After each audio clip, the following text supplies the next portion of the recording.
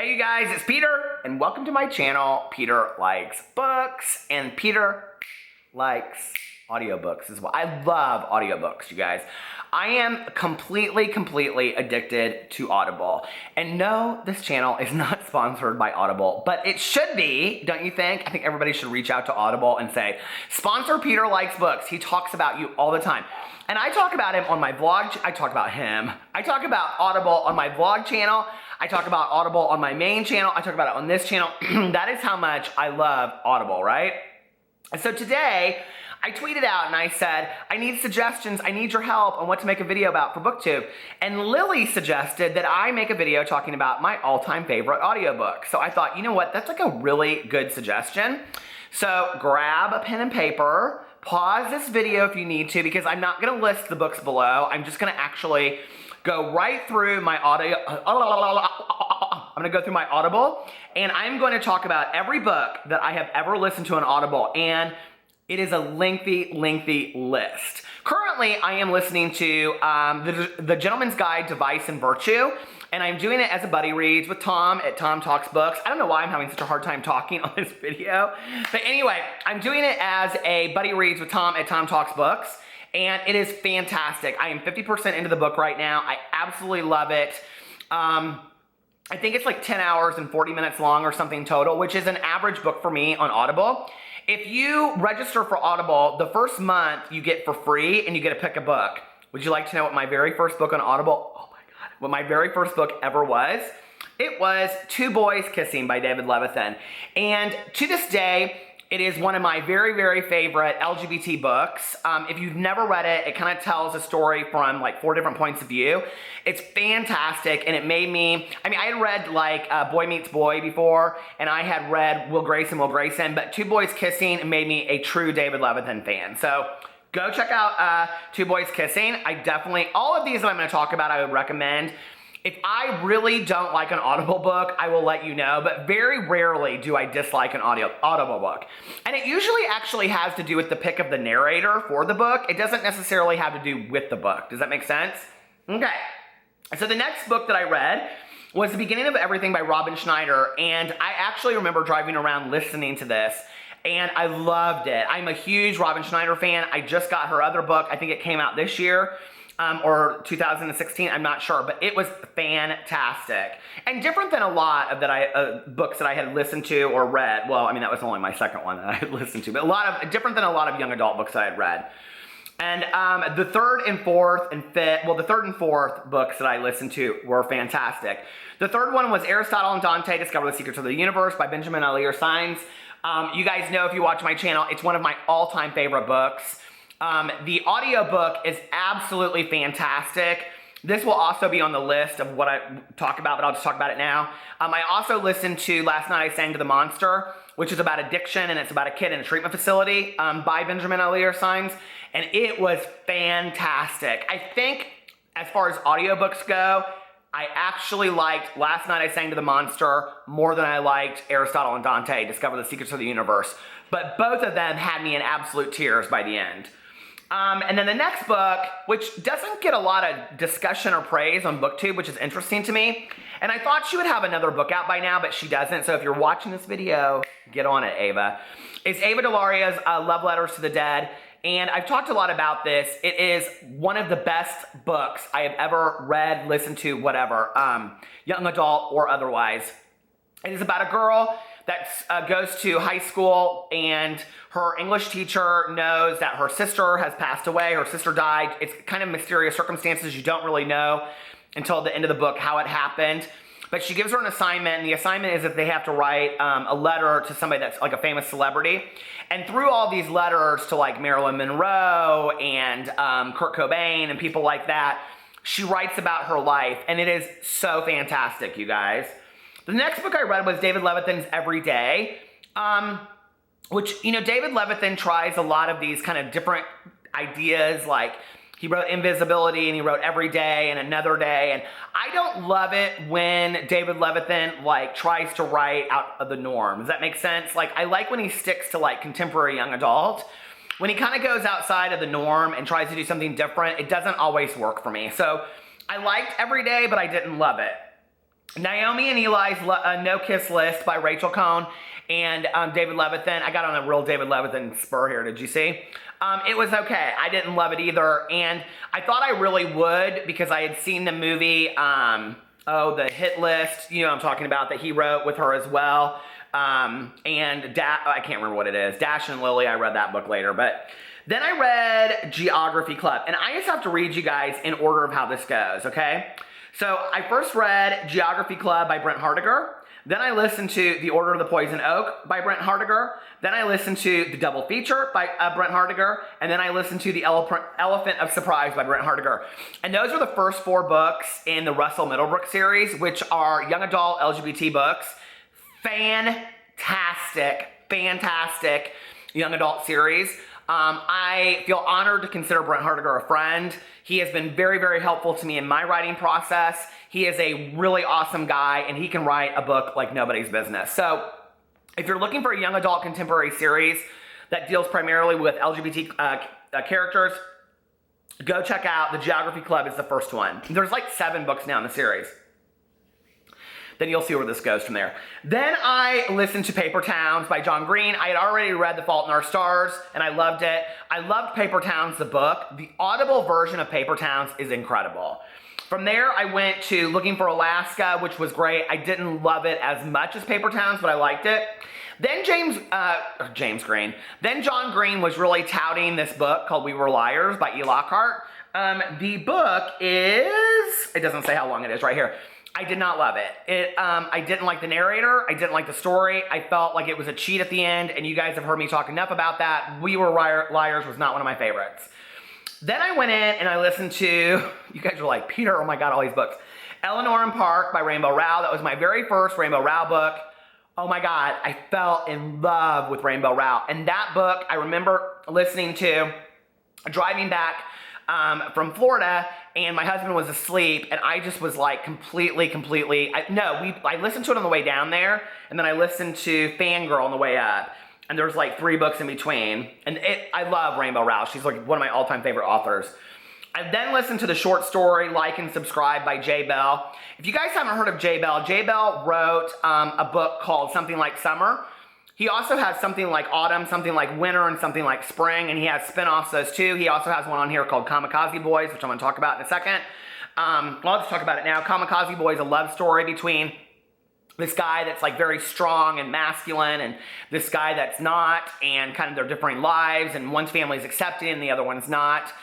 He writes gay young adult fiction, and he lives with his husband in Amsterdam, who his husband does all of the covers of his book, and he self-publishes and is very successful. His book, Something Like Summer, was just made into a movie and is like touring around right now, and I think it actually was at Sundance. So if you haven't checked out John or J. Bell, I also feel it's as an honor to consider him a friend. He has been very helpful to me in my writing process as well, and he is awesome. I then listened to An Abundance of Catherines by John Green. Now, I will say this is my least favorite John Green book, but I didn't dislike it. Like, I liked the book, and it's funny because remnants of it stick with me through time. It was actually a really good audiobook too. So then last night I sang to the monster, and then Fangirl. And Fangirl, the audio version, was just fantastic. Rainbow Rowell, I don't know who picks the narrators for her books, but she always has the most phenomenal narrators for all of her books. And so I just love all of them. And then I listened to Invisibility by David Levithan. I did not love it. Dash and Lily's Book of Dares. I didn't love it. And it's actually a movie right now on Netflix. And then I listened to Sammy and Juliana in Hollywood by Benjamin Elier Signs.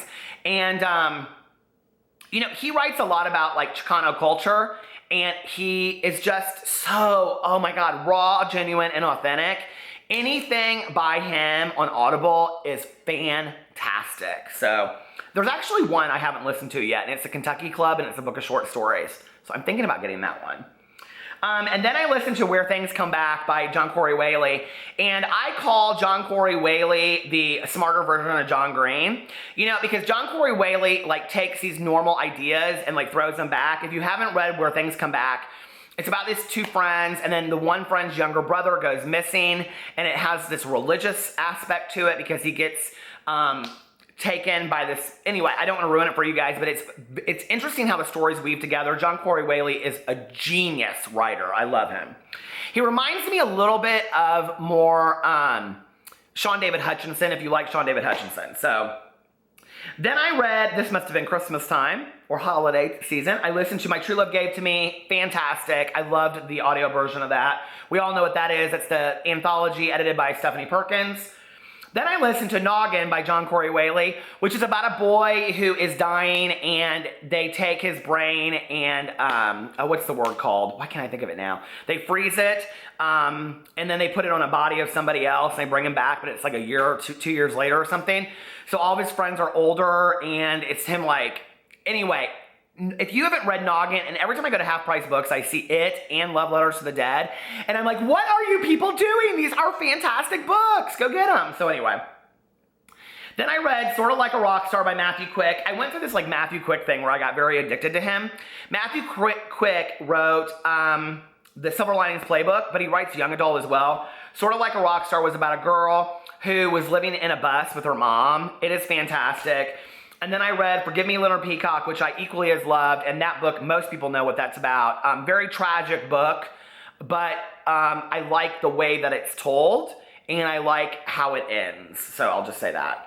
And then I read The Girl on the Train by Paula Hawkins, which I loved when I read it. I hated the movie, but I loved the book, and I just finished reading Into the Water by Paula Hawkins, which was her second novel. Both of them were fantastic. If you have never seen or read Girl on the Train, get it. It is really, really good.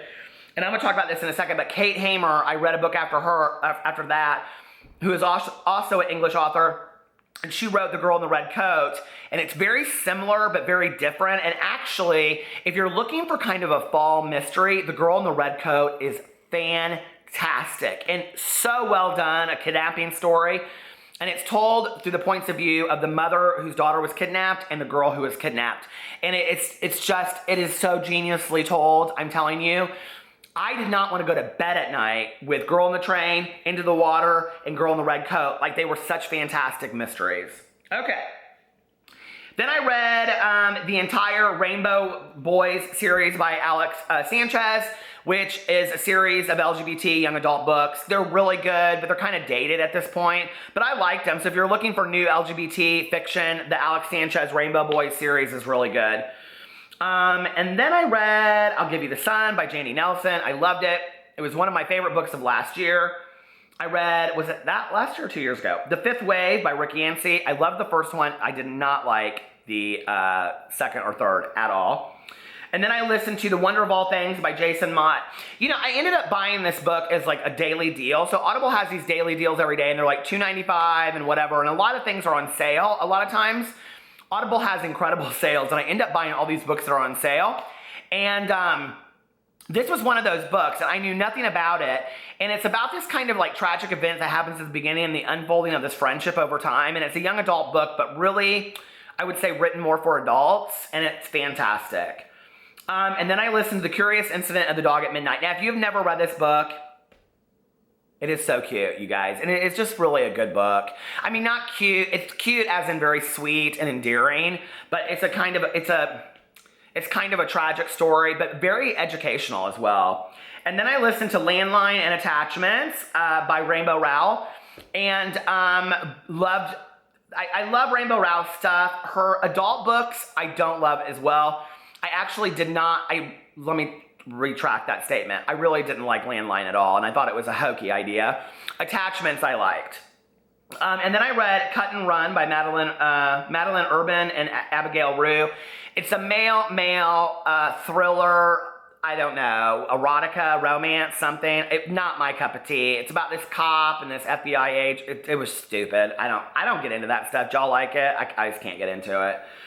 And then I listened to The Shack. My dad really wanted me to read The Shack, and I actually really liked it, you know?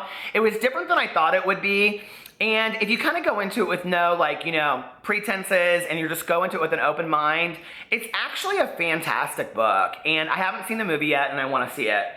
And then I listened to The Infinite Seat, hated that. Tilt-A-Whirl, that was pretty good, by Chris Grabenstein. it says book 1. I don't know that I would ever read book 2 about it. It's like this mystery that happens on like the Atlantic, like what's that called? Atlantic City, like that whole it was okay. Oh my God. Then I listened to The Art of Racing in the Rain. And the reason I listened to it was because so many people had told me that the audio version was 10 times better than the book, but the book was so good. So I downloaded it, and you guys, I have not loved a book so much. I mean, The Art of Racing in the Rain, it's a must read. Everybody must read this book. It is so good. So The Art of the Racing in the Rain by Garth Stein. Then I read this alcoholic memoir called Blackout, Remembering the Things I Drank to Forget. Fantastic. It is by Sarah Hepola. One of my favorite alcoholic memoirs of life. I read this last summer. And then I read Go Set a Watchman by Harper Lee. You guys know I love Harper Lee. To Kill a Mockingbird is my all-time favorite book. Go Set a Watchman did not disappoint. And I love it as a duology. I know it's not written that way, but I do. Mosquito Land by David Arnold. Oh my God, such a fantastic book, you guys. David Arnold can tell a road trip like nobody's business. And if you want a young adult road trip book, this is my #1 top pick choice, Mosquito Land. And it's just a very endearing story about this girl anyway. And then I read Beautiful Boy by David Sheff, which is a true story of his son's descent into addiction and how he dealt with it as a father. I recommend this book to so many people that have addiction issues out there or family members with addiction issues. Beautiful Boy, and his son Nick Sheff has written a lot of books now. He wrote Tweak, which is his story. Beautiful Boy is phenomenal, and it made me look at my relationship with my dad before I got sober in a completely different way. And so I'm so thankful to this book because I think in some ways I kind of understand what my dad went through as my chief enabler back in the day when I was doing those same things. Then I read, oh my God, The First Days, an As the World Dies book by Rhiannon Frater. It's a zombie trilogy. She tells zombie fiction like nobody else. Rhiannon Frater, she's very active on Twitter. She's amazing, and her books, her trilogies, As the World Dies, are unbelievable. I have the last one left, and I'm going to read it next month for Halloween.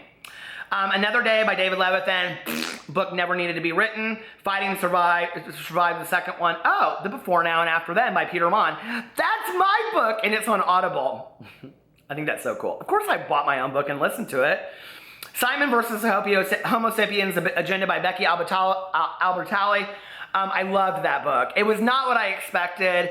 I thought it would be corny. It was really good. It was really well told. It just was so sweet.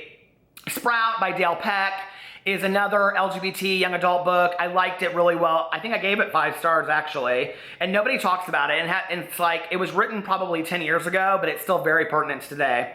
Dumplin' by Julie Murphy. You guys know my favorite top 3 books of all time. Then I listened to, Side Effects May Vary by Julie Murphy. I did not love that as much, I will say. I gave it like a 3.5. The Life We Bury by Alan Eskins. Okay, this was a daily deal that I bought as well. And Alan Eskins writes mysteries, and The Life We Bury is a standalone. Well, it was a standalone, and now there's like spinoffs of it. It is one of the best mystery books I have ever read. So The Life We Bury by Alan Eskins. You must read it. And then I read A Face in the Crowd by Stuart Onan and Stephen King. It's a short story. It took me like 40 minutes. It was okay.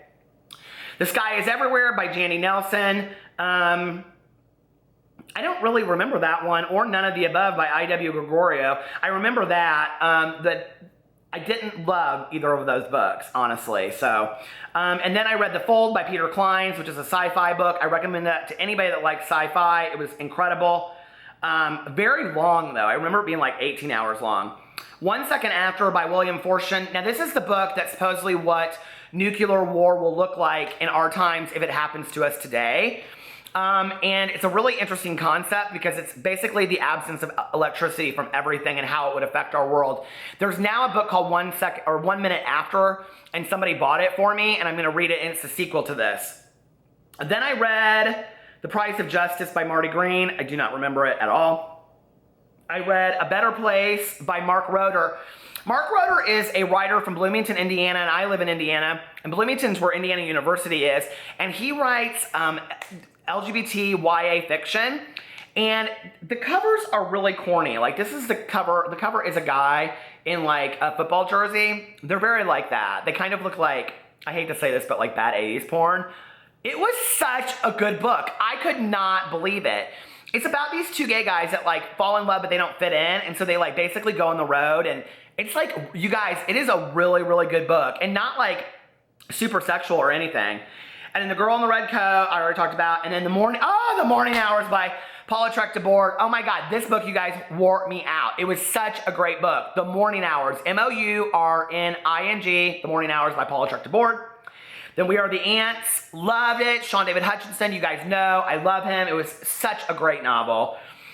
Songs for the Missing by Stuart Onan, it was okay. Stuart Onan is one of my all-time favorite authors.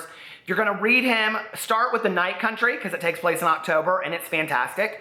Or Speed Queen. That is my all-time favorite Stuart Onan book. Then I read Before He Finds Her by Michael Curtis, which was like a 5-star mystery that was on sale on Audible, and I was so pissed at the time because I had like read that stupid Ruth Ware book, Woman in Cabin 10, and it totally sucked. And this one by this nobody knows who he is, Michael Curtis, I tweeted him, he was very nice to tweet me back, was fantastic. And then I read The Road to Amazing, which is the follow-up to the Brent Hardiger series. Carry On by Rainbow Rowell. You guys, I did not love Carry On. I didn't dislike it, but I didn't love it. But that time I hadn't read a lot of like Harry Potter, and I still haven't, just the first one. So, and then I listened to The Last Star by Rick Anstey. The Girls by Emma Cline. I loved that book, you guys. The Girls, and I cannot believe that book is in young adult. Like when I see it in young adult sections, I'm like, this book doesn't belong in young adult. It's an adult book, right? But it was fantastic. Scary, but not scary. The Night Circus by Erin Morgenstern. So many people told me to read that book. It was so, so good, you guys. But I didn't love the plot as much as other people did, but the telling of it, the narration was absolutely beautiful. I really, really want to see this in a movie. I think it would make a fantastic movie. Me, Earl, and the Dying Girl. I hated it. Me Before You. I hated it. The Woman in Cabin 10, I hated it. You can see I was going through a depressing time on Audible. Sleeping Giants by Sylvain Neuvel, loved it so much. I sang its praises last year. It is so good. The sequel sucks. Dark Matter by Blake Crouch. Oh! So he wrote those Windward Pines or Wayward Pines TV shows. His books were the ones that they made into that. Dark Matter is such a great thriller. It is so good, and I didn't understand anything they were talking about, and it just didn't matter. It was absolutely fantastic. Everything by Nicole Yoon. I loved it. It took me a while to get into it, though, and be honest, and really like it. Oh my God, you guys, I have so much more to go. Tyler Oakley's Binge was a really good YouTuber thing. YouTuber, memoirs, short stories, whatever. It was good. Ready Player One by Ernest Cline. Loved it. I cannot wait for the movie. It was absolutely, absolutely fantastic. Fight Club, I loved Fight Club. I love it so much, you guys. But I've read a couple of Chuck Palahniuk's books, but like, I know for a lot of people it's really hard, so you might not like it. I don't know. All the Missing Girls by Megan Miranda, I did not love it. Miss Peregrine's Home for Peculiar Children, I did not love it. Let's see where I'm next. Sender! Oh my God, by Marissa Meyer. It was like such a great audiobook. And I have the second one. I have Scarlet on here, and that's probably going to be one of my next 2 audiobooks I listen to. And then More Happy Than Not by Adam Silvera. I mean, what's not to love by that, right? And The Fragile World by Paula Trek-DeBoer. She is one of my all-time favorite authors of life now, and I actually have, it's called The Drowning Girls, and it's her 3rd one, and I have it on here.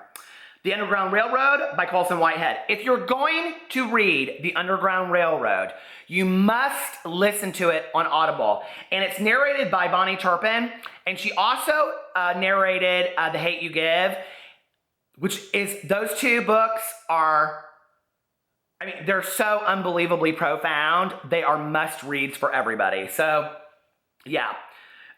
The Pecan Man by Cassie Dangerous Selleck. I've talked a lot about that book. It's self-published, and it is fantastic. And she even wrote me this really long, really nice message. Kill the Boy Band, I loved. I thought it was hilarious. At the Edge of the Universe by Sean David Hutchinson. I liked it, but not as well as We Are the Ants. Girl Walks Out of a Bar, memoir. Did not like it at all. Rising Sun by Michael Crichton. I thought it was really good, but I'm a huge Michael Crichton fan, so it was one of the only ones I hadn't read. The Inexplicable Logic of My Life by Benjamin Allaire Sines.